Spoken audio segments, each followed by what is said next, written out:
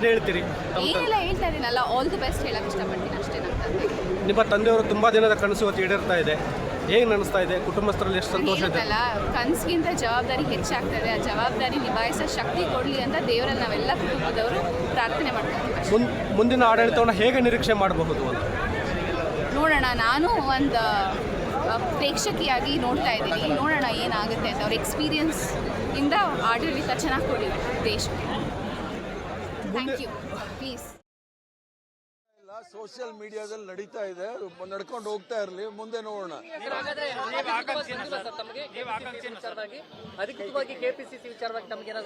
ಏನು ಮಾಹಿತಿ ಇಲ್ಲ, ಅದೆಲ್ಲ ಆಲ್ ಇಂಡಿಯಾ ಕಾಂಗ್ರೆಸ್ ಕಮಿಟಿಯ ಅಧ್ಯಕ್ಷರು ರಾಹುಲ್ ಗಾಂಧಿ ಅವರು ತೀರ್ಮಾನ ತೆಗೆದುಕೊಳ್ತಾರೆ.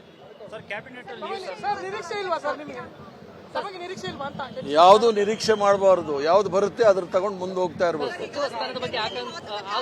ನಾನು ಎಲ್ಲೂ ಸಹ ಇಂಥದ್ದು ಮಾಡಿ ಅಂತ ಹೇಳೋದೇ ಇಲ್ಲ ನನ್ನ 50 ವರ್ಷದ ರಾಜಕೀಯ ಜೀವನದಲ್ಲಿ.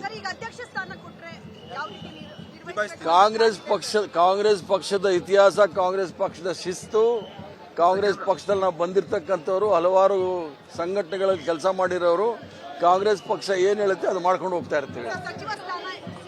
ಈಗ ಇಲ್ಲ, ಸಚಿವ ಸ್ಥಾನ ಸಚಿವರಾಗಕ್ಕೆ ಬಹಳ ಜನ ಇದ್ದಾರೆ, ಪಕ್ಷದ ಅಧ್ಯಕ್ಷರಾಗಕ್ಕೆ ಬಹಳ ಕಮ್ಮಿ ಜನ ಇದ್ದಾರೆ.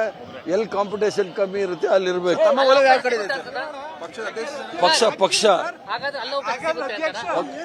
ಪಕ್ಷ ಬಹಳ ಮುಖ್ಯ ಅಷ್ಟೇ. ಪಕ್ಷ ಏನ್ ತೀರ್ಮಾನ ತೆಗೆದುಕೊಳ್ಳುತ್ತೆ ಅದು.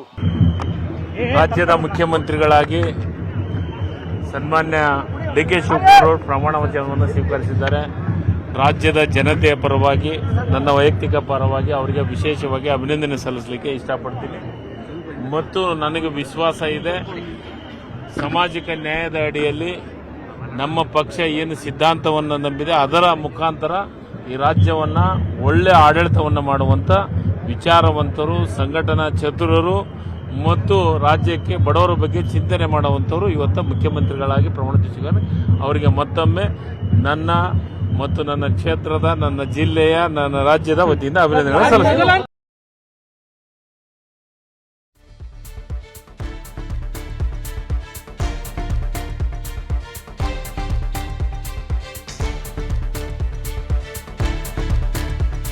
ಕರ್ನಾಟಕ ಅಭಿವೃದ್ಧಿಗೆ ಜೊತೆಯಾಗಿ ದುಡಿಯುವ ಅಂತ ಶುಭಾಶಯವನ್ನು ಕೋರಿದ್ದಾರೆ ಪ್ರಧಾನಿ ನರೇಂದ್ರ ಮೋದಿ ಅವರು.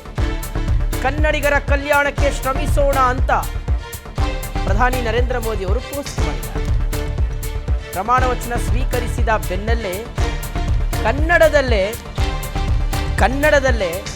ಪ್ರಧಾನಿ ನರೇಂದ್ರ ಮೋದಿ ಅವರು ಪೋಸ್ಟ್ ಮಾಡಿ ಶುಭಾಶಯವನ್ನು ತಿಳಿಸಿದ್ದಾರೆ. Congratulations to Shri D K. Shivakumar ji on taking oath as chief minister of Karnataka. Best wishes for his tenure. The center will work closely with the Karnataka government for the welfare of the people. ಅಂತ ಇಂಗ್ಲೀಷಲ್ಲೂ ಮಾಡಿದ್ದಾರೆ ಮತ್ತು ಕನ್ನಡದಲ್ಲೂ ಸಹ ಮಾಡಿದ್ದಾರೆ. ಓಕೆ, ಕನ್ನಡದಲ್ಲಿ ಮಾಡಿರೋದು ನೋಡ್ತೇವೆ. ಕರ್ನಾಟಕದ ಮುಖ್ಯಮಂತ್ರಿಯಾಗಿ ಪ್ರಮಾಣ ವಚನ ಸ್ವೀಕರಿಸಿದ ಶ್ರೀ ಡಿ.ಕೆ. ಶಿವಕುಮಾರ್ ಅವರಿಗೆ ಅಭಿನಂದನೆಗಳು, ಅವರ ಅಧಿಕಾರಾವಧಿಗೆ ಶುಭಾಶಯಗಳು. ಕೇಂದ್ರವು ಕರ್ನಾಟಕ ಸರ್ಕಾರದೊಂದಿಗೆ ಜನರ ಕಲ್ಯಾಣಕ್ಕಾಗಿ ನಿಕಟವಾಗಿ ಕಾರ್ಯನಿರ್ವಹಿಸಲಿದೆ ಅಂತ ಪ್ರಧಾನಿ ನರೇಂದ್ರ ಮೋದಿ ಅವರು ಮುಖ್ಯಮಂತ್ರಿ ಡಿ.ಕೆ. ಶಿವಕುಮಾರ್ ಅವರಿಗೆ ಶುಭಾಶಯವನ್ನು ಕೋರಿದ್ದಾರೆ. ಸೊ ಒಬ್ಬೊಬ್ಬರೇ ಈಗ